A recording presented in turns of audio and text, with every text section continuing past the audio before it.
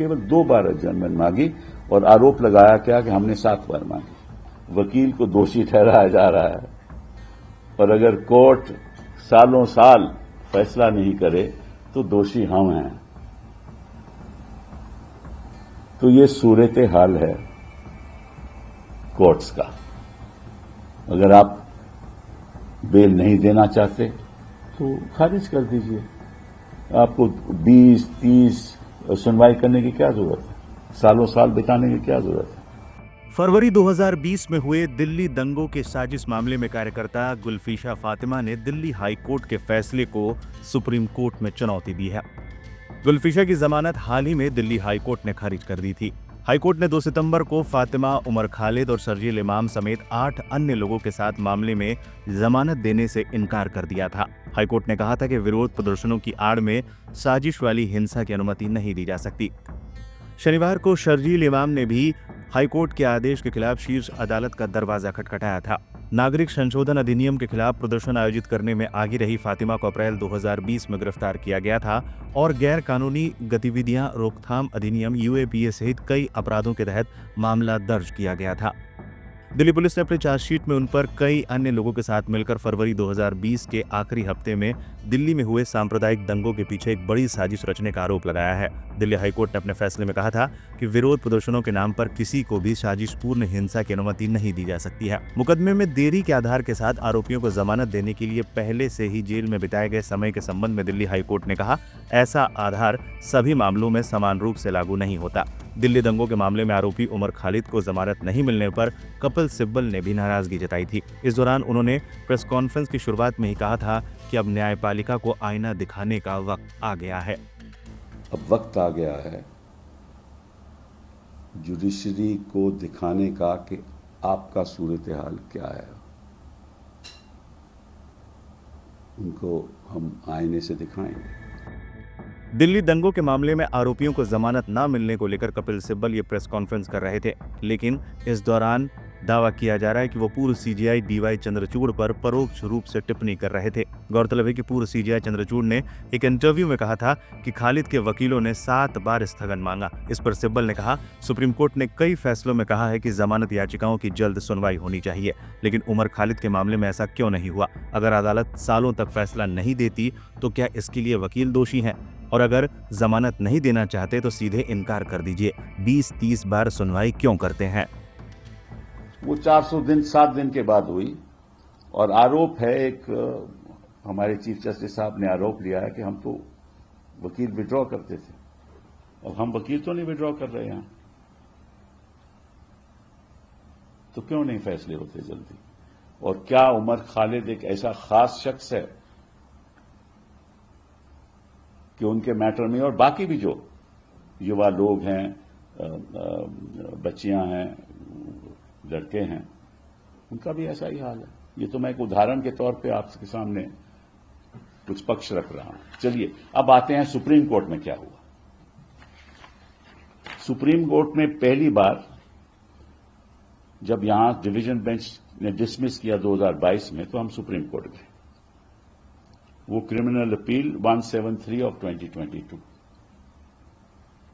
वो भी वहां 272 दिन पेंडिंग रही। 272 दिन। पहली बार आई वो 18 मई 2023 को।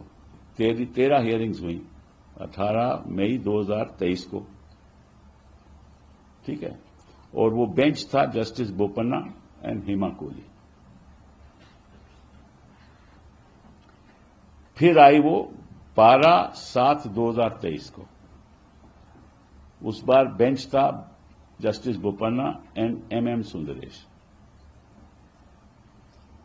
इस बीच क्यों नहीं सुनवाई हुई? वकीलों की तो कोई गलती नहीं।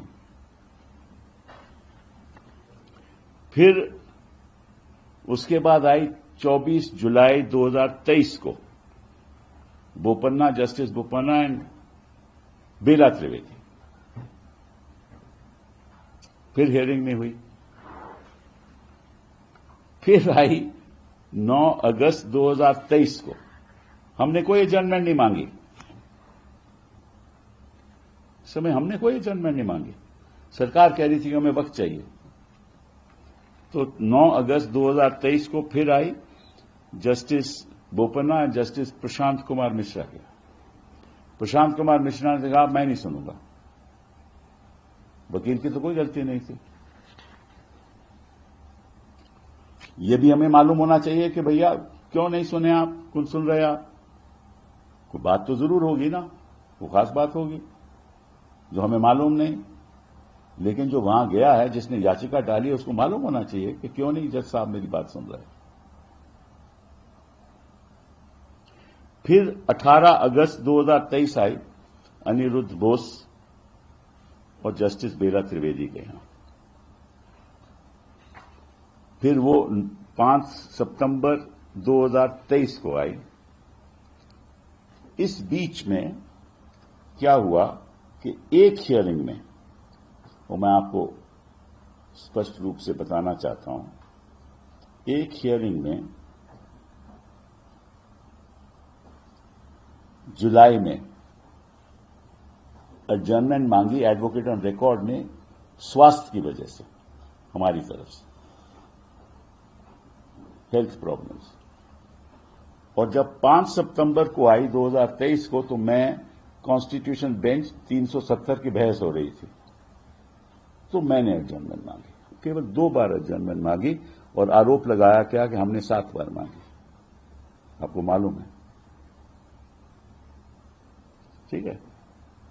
उसके बाद फिर आई ये 12 अक्टूबर 2023 को बेला त्रिवेदी जी के सामने और दीपांकर दत्ता साहब के। फिर 29/11/2023, फिर 10 जनवरी 2024, फिर 24 जनवरी 2024। इस बीच रिट पिटीशन फाइल हो गई challenging section 15 of the UAPA. हमने कहा कि जो धारा 15 है यूएपीए की, वो असंवैधानिक है, तो वो इकट्ठी मैटर हो गए।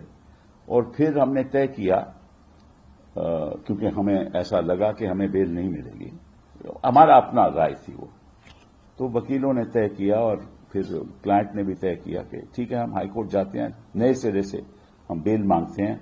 वो मैंने ऑलरेडी बता दिया आपको, हम नए सिरे से हाईकोर्ट गए और कैसे वहां